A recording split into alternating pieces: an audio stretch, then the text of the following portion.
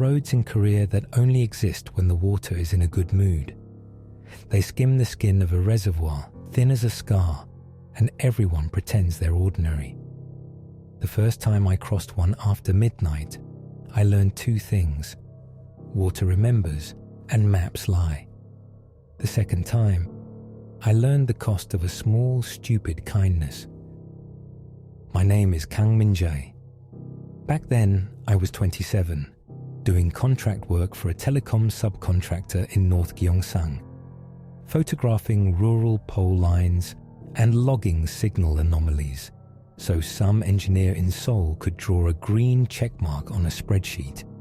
The pay was okay, the hours were bad, and the roads were mostly empty after 10 p.m., which is how I liked them. On paper, my route was simple: 5 poles along a farm service lane, 3 at the reservoir, then back to the motel near the bus terminal. A late summer monsoon had chewed the shoulders of every road in the county, so my company van, a white Porter with a cracked dash and a stubborn dash cam, rattled like a drawer of spoons. The reservoir had 2 access points, the safe one through the park entrance, and the other one, a narrow causeway the locals used when the water was low. On the map, it looked like a pale seam stitching 2 halves of dark cloth. The park gate was closed. The causeway was not. There was a CU at the last intersection. I bought a canned coffee, a triangle gimbap that claimed to be tuna mayo, but tasted like salt, and sugar got married, and a pack of windshield wipes because the porter leaked around the corners and the glass filmed over with grime whenever the air went wet. The clerk stamped my points card without looking up. Outside, the neon hummed like a lazy insect. Somewhere far off, thunder rearranged furniture in the sky. I texted my supervisor a photo of the gate to cover myself. Park entrance closed, taking south access, then turned down the gravel lane. The tires sighed over dust and then popped to attention as the gravel gave way to poured concrete. The causeway was barely wider than the van. On the left, black water, colorless and deep. On the right, also water, but shallower, grasses peeking through like hair. A metal railing ran along the lakeside, shin-high, useless. At the midpoint, a rusted sign leaned at a defeated angle, its lettering erased by years of rain and regret. I rolled the window halfway down. The air had that clean metallic coolness water carries at night. No frogs, no cicadas. Just the soft pressure of a lot of silence, the kind you feel on your gums. I told myself it was nice. That's the lie city people like me tell when the world refuses to echo us. The first pole was easy. Flash a photo, mark the GPS, jot a note about insulator wear. The second one stood at the far end of the causeway, near a stub road that vanished into reed beds. I braked, left the engine idling, and stepped out with the company headlamp on. The beam skimmed the concrete and caught the wet shine in a way my camera would hate. I wiped the lens out of habit and heard it, a sound like a heavy sleeve shaking off drops, but slow, not from the reeds, from the air close to my right ear, where the railing cut off the night. I turned my head. The water accepted the light without complaint and gave me nothing back. I aimed the headlamp down to check my footing.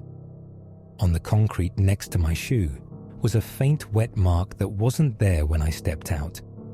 5 ovals, a crescent, a footprint, small, bare, the kind made when someone takes a step and then reconsiders the world. It was pointed toward the van door. I told myself a fisherman had crossed recently. I told myself it would be clever to get back in the van and move all the work to tomorrow morning when the park gate opened and normal people would be around to make noises and be witnesses to each other. Instead, I took the photo, labelled it P2-res-south, and backed into the driver's seat, one knee knocking the steering wheel in a rhythm my heart appreciated. The glass fogged, not from my breath. It filmed over on the outside, a quiet frost of moisture that crawled across the windshield like thought. I reached for the wipers. They squeaked once, cleared a band, and then the fog returned from the edges inward, like the night had hands. I slid the wiper to full. The dashcam chimed, the little red LED blinking with bored duty. The van idled in a steady shiver. I told myself to stop personifying air. My grandmother kept one rule for water and one for wind. Water. Don't take what the river returns. Tie your shoes tighter, even if they came back dry. Wind. If you hear your name behind you when there's no one, that's for the wind. Don't answer. It wasn't religion. It was manners for the parts of the world that would take you if you insisted on being noticed by them. I hadn't thought of those rules in years. Then, on that causeway, they arrived like a wet sleeve against the cheek. The third pole sat at the start of a service spur that sloped down toward the sluice gate. A brown Nonghyup sign above a padlocked shed warned about unauthorized operation in the polite scolding diction of bureaucrats who have never been alone on a road like this. The headlamp licked the padlock. I took the photo. As I bent to check a serial plate half hidden by weeds, something moved in that polite part of my awareness that usually watches for cars and dogs. Not an object. A pressure change, like when an elevator arrives and the air in the corridor gets organized for movement. From the corner of my left eye, water stood up. I didn't look at it directly. I looked at its refusal to be seen. In the headlamp's edge, a shape gathered, slow as a drip reforming from the leftovers of its last fall. If glass could take a breath, it would look like that. The sound that came with it wasn't a voice or a word. It was patience filling a container. My phone vibrated in my pocket. The screen said unknown and then switched to no service even as it kept vibrating. I declined the call. The vibration continued without the phone's help, like the van had learned a trick. The dashcam LED went dark and then returned with an apologetic blink. I walked backward to the van without turning my shoulders. My grandmother would be proud of that part, or she would be angry I had ever come here, and those are the same shape of love. At the top of the causeway, the gas station was still open, the kind with one pump and a glass office full of calendars from 5 years ago. The ajushi was napping in his chair, chin on chest, when the door chime lied and called me customer. He poured me a paper cup of barley tea from a stained thermos and asked if I was doing the polls. I nodded, set my cup on the counter, and asked if the causeway stayed open when the dam released. He made a face like someone remembering a fishbone. They post a notice, he said. But the water, it doesn't care about papers. He told me about a minivan the winter before. Tourist family, wrong turn after sunset, a wheel slipped, and then the whole vehicle slid as if the concrete had been buttered. The rescue crew dragged it out the next morning. 4 bodies. The father never turned up. People think that means he escaped, the ajushi said, but things prefer balance. You know? I thought of the footprint pointing toward my van. I watched the barley tea make a faint rim on the cup as the aircon coughed a colder breath. Don't take what it gives back, the ajushi said, as if reading my grandmother off my face. If you pull a shoe out of reeds, leave it. If a phone washes to your feet, kick it back. you understand?" I said yes. He believed me enough to stop talking. When I stepped outside, the station lot had a damp crescent near the passenger door of my van, as if a hem had rested there to look in through the glass. There were 5 short parallel scratches below the crescent, the kind a child might make while learning to count on wood. The 4th pole was the one I almost skipped. It sat beyond the reservoir's old service village, a few houses clustered along a ditch, the kind of place where satellite dishes go to be lonely.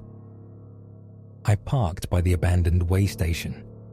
The air smelled like wet algae and soft rubber, the bouquet of rain and old tires.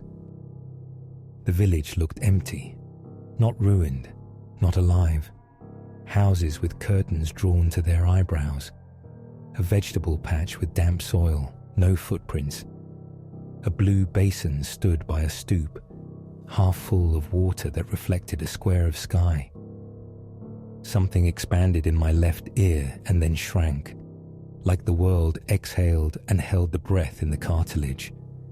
The van's interior light blinked once, though I hadn't opened the door. A dog barked in a great hurry very far away, and then stopped, embarrassed by itself.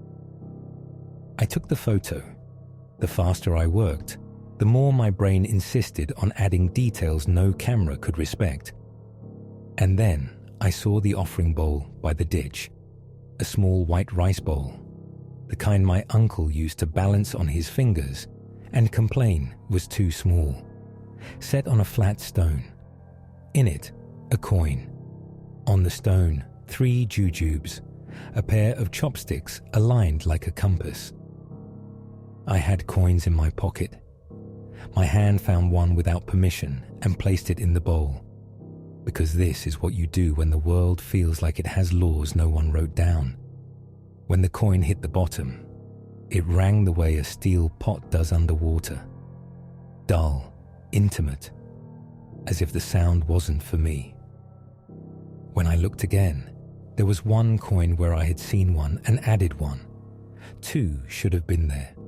The bowl held 1. I could have dumped my pockets into it and watched to learn math from a different universe. I did not. I bowed the way my body knows how from funerals and hurried back to the van, aware of the heaviness my movement borrowed from the night.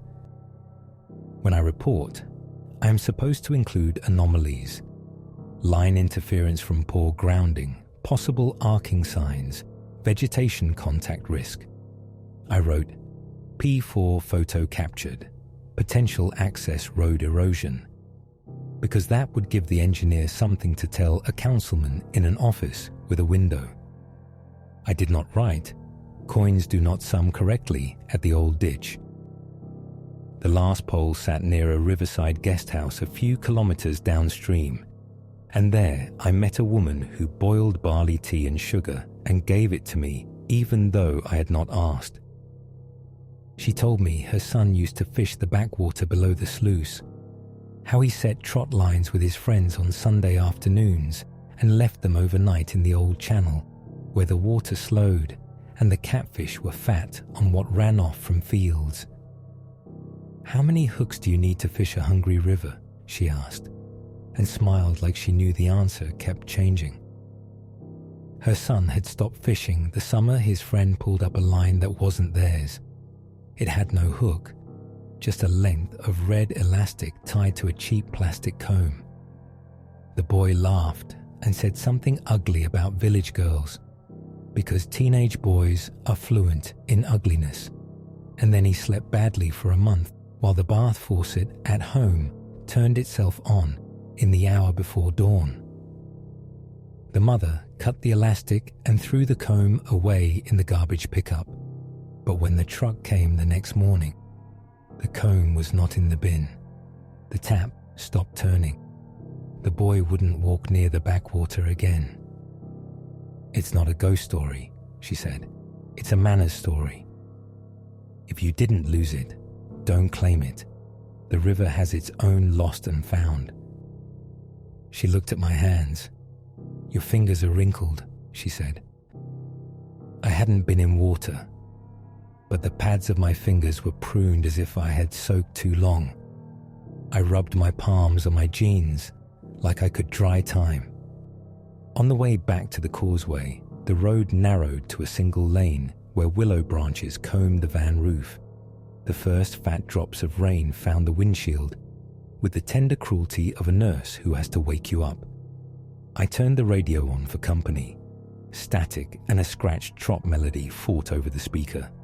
I turned it off.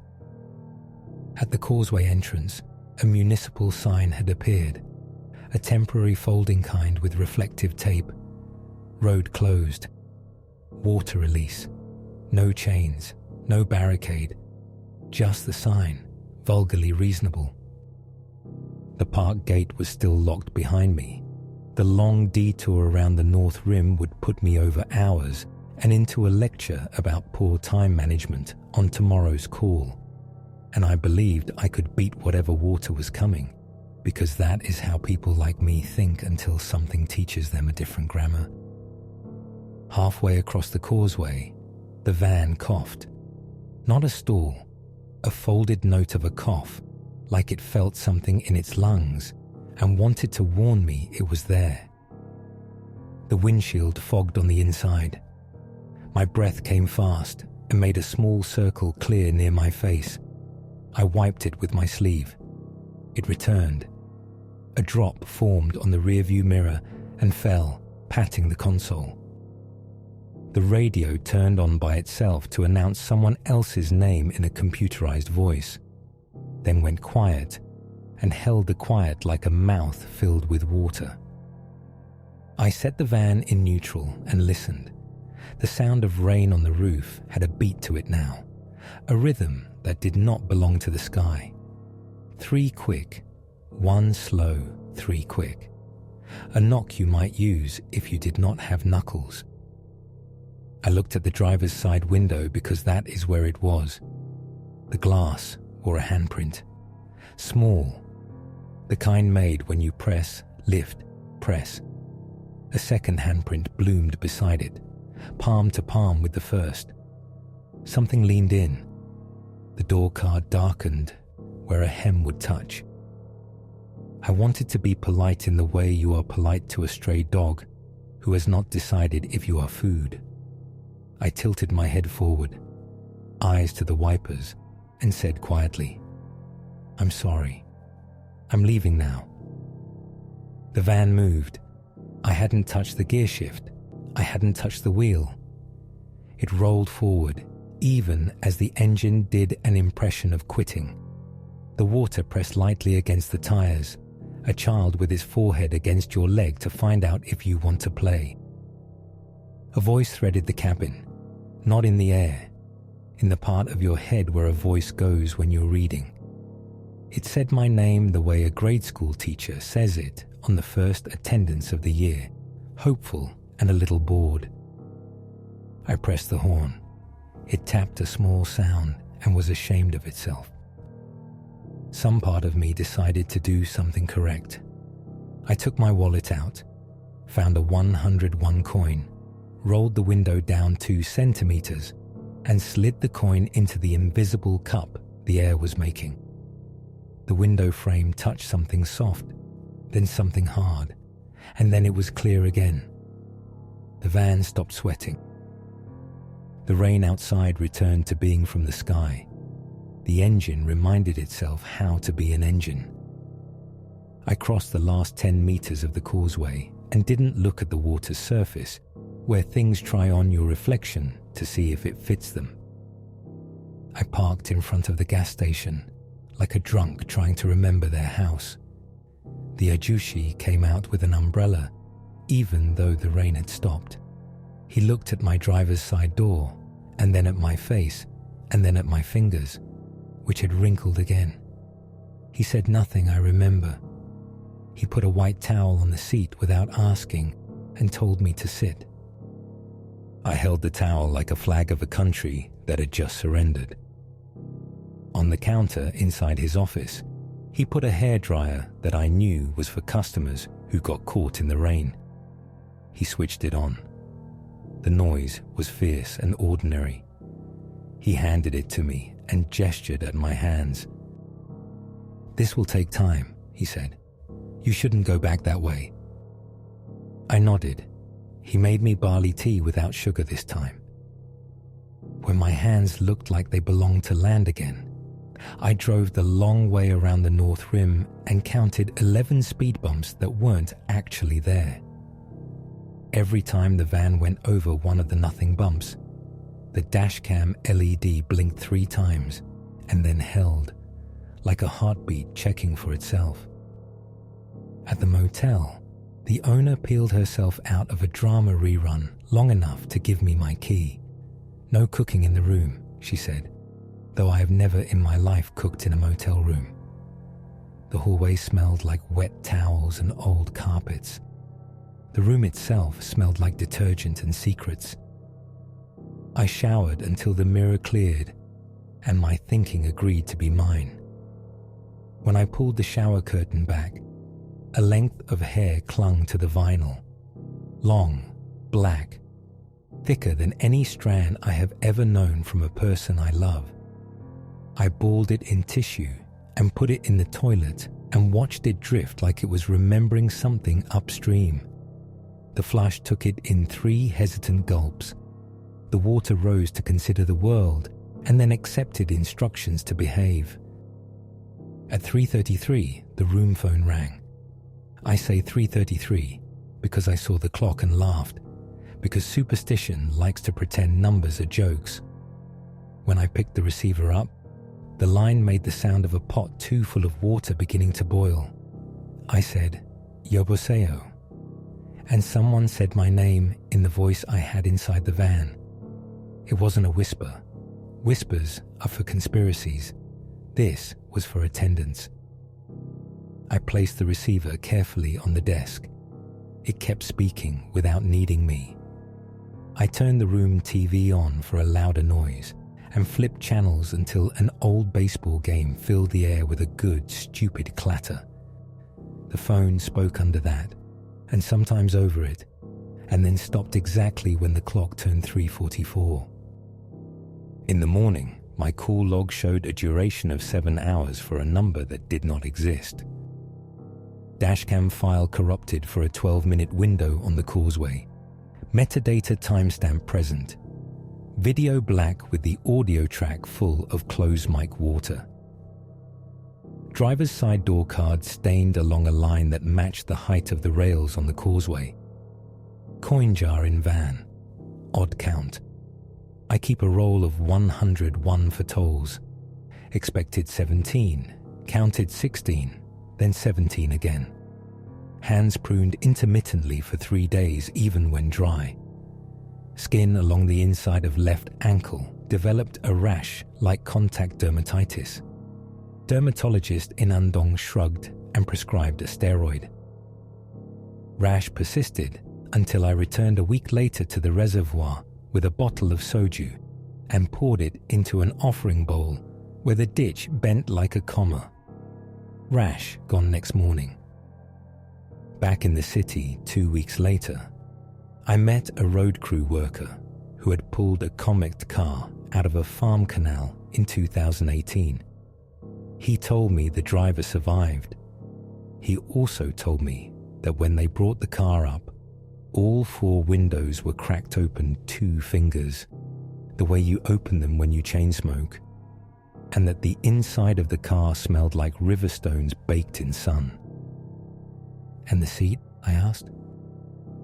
"What about it?" "Wet?" He shook his head. "Dry," he said, and changed the subject, as if he had run out of grammar. I shouldn't have gone back.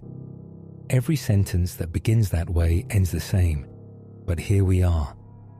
Contracts don't care about manners or rashes, and a week later, the engineer in Seoul needed a reshot of P2 with better angle on the insulator stack, and I wanted my check to arrive unscolded.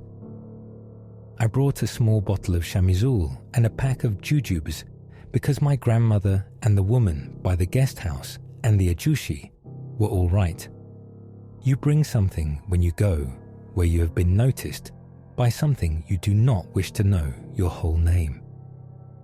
The causeway wore the morning like a respectable shirt.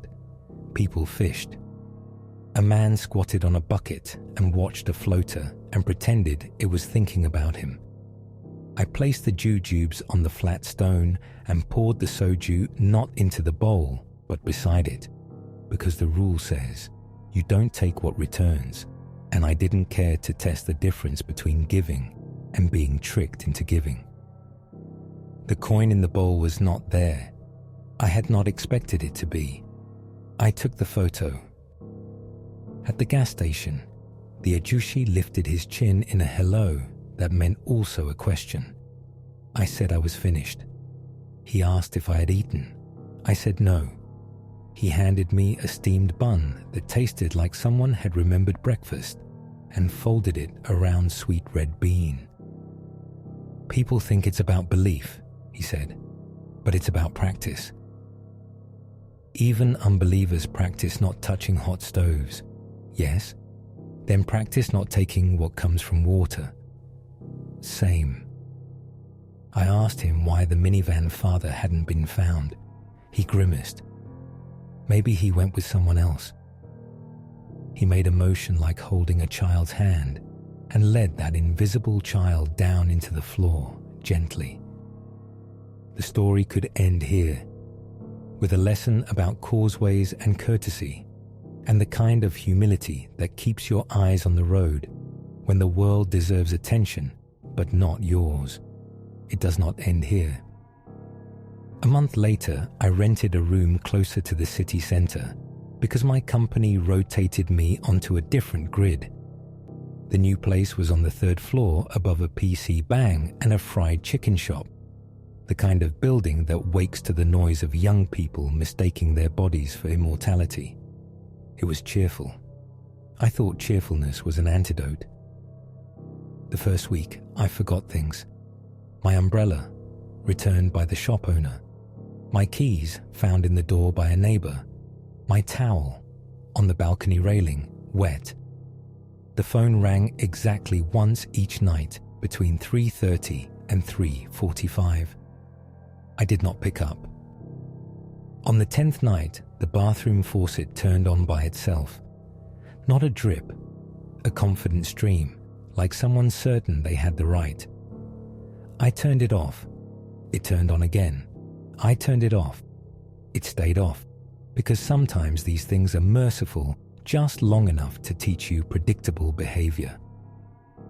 On the 12th night, I woke with the end of my blanket tucked under the mattress in a way I don't do.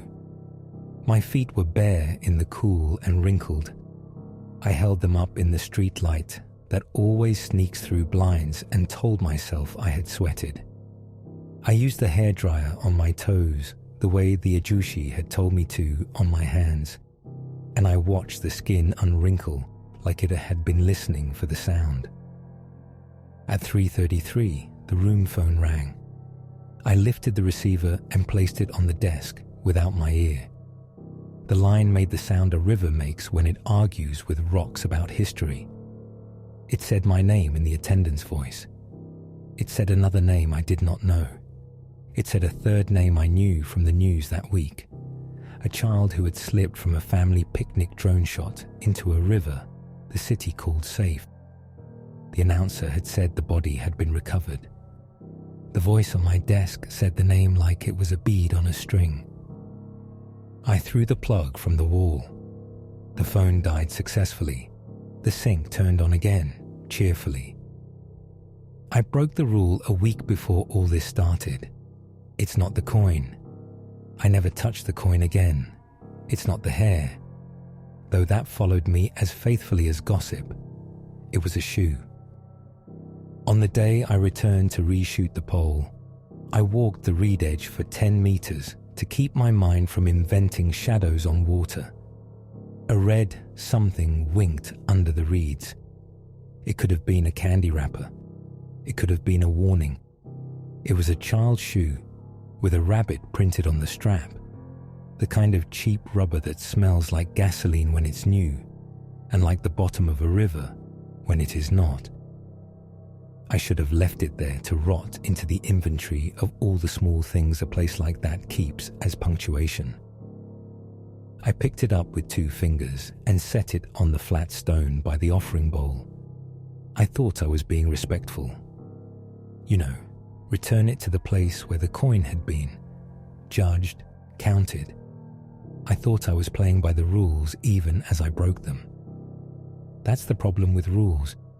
You can obey them in a way that still means you decided. When I left, the shoe was gone. It has been 7 months since the causeway and 4 since the phone learned my name. I live by a stream now, in the part of the city where the path along the water is fashionable in autumn.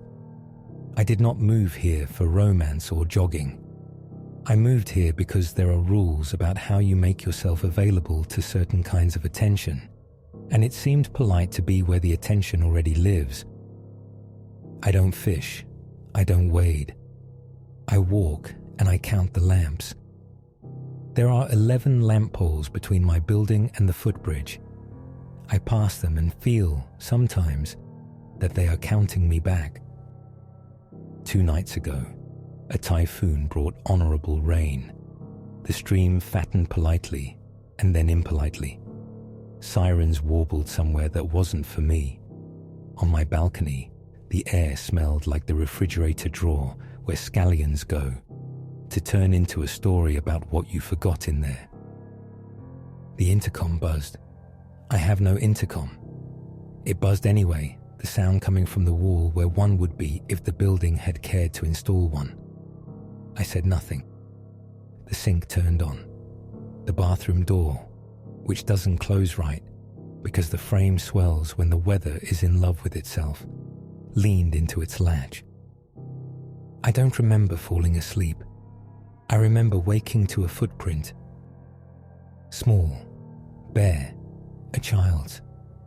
At the threshold of the bedroom, turned inward. The kind of print that stays only long enough to see if you will notice.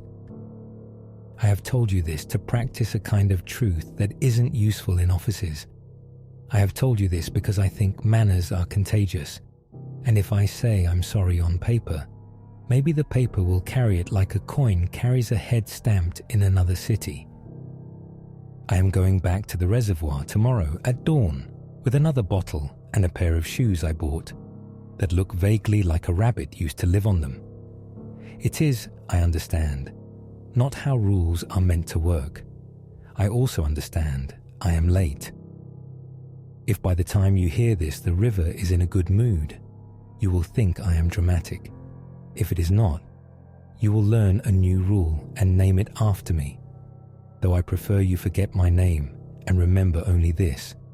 If the water returns something, and you are not the one who lost it, do not be generous.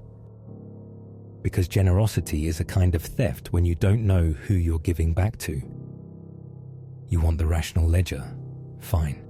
Dashcam failure, cheap SD card, fog on the inside, temperature differentials, bad seals, pruned fingers in a dry room, autonomic mischief, anxiety sweating, phone calls, spoofed numbers, faucet pressure, city pipes, old valves, wind in lines, footprint, a leak, a stain, a trick of sleep. People drown, people get lost. People hear their name in the voices of places because our ears were tuned in villages, not apartments, and there are still villages underwater that have not been given a chance to finish their sentences. You want the other ledger? Fine. Coins that count wrong. Shoes that go missing when placed on a stone you didn't ask permission to use as a table. A red elastic on a comb that calls a boy back to the hour before faucet water turns from cold to colder. A voice that says names not to take attendance but to take balance. I used to think rules were to keep children from being stupid. Now I think rules are the language we give to whatever our grandparents negotiated with, so we could live in houses instead of on rafts. I am leaving this here in case someone else is tempted to be helpful in the wrong direction. If you meet silence on a road that pretends to be land, practice not answering. If a small hand asks to be let in through glass, practice not making a window into a door. If you find a thing that should not be yours, practice letting it remain lost. Tell me, if you were me and the river remembered your name in a voice that sounded like your own, would you go back with the shoes, or would you stay home and let the faucet run? Either way, the water will decide. It is very patient, it has time, and it keeps what it needs to keep.